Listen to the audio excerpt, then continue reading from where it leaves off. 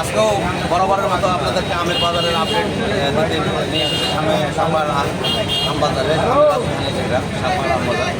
তো বৃষ্টির কারণে দেখতে পাচ্ছেন বৃষ্টি হচ্ছে, এই যে বৃষ্টির কারণে আম বেচা বন্ধ আছে এবং বৃষ্টি শেষ হয়ে গেলে আম বেচা শুরু হবে। তো সকালবেলা আমি আসছিলাম 9টার সময়, আমি আপনাদেরকে দেখিয়েছিলাম সাপার আম বাজারে কোনো আম নাই, আম বাজারে কোনো আম নেই, কোনো গাড়ি ছিল না, 0 পয়েন্ট ফাঁকা ছিল। কিন্তু আকাশ পরিষ্কার হওয়ার সাথে সাথে কৃষকেরা আম নিয়ে আবার সাপার বাজারে হাজির হয়েছে।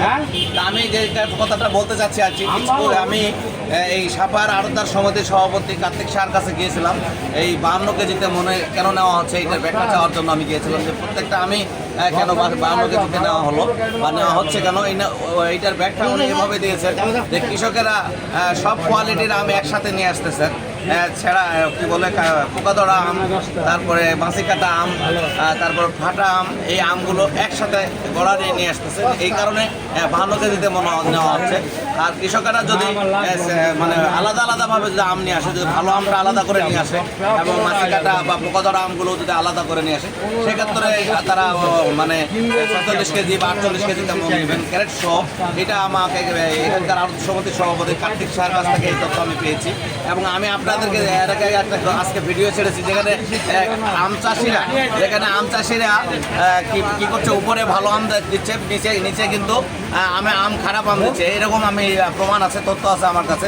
তো আমি কৃষক ভাইদের কাছে অনুরোধ করবো, এই আমটা আমাদের একটা অর্থকরী ফসল এবং সাপারের যেটা অর্থনীতি এখন আমের উপর নির্ভরশীল।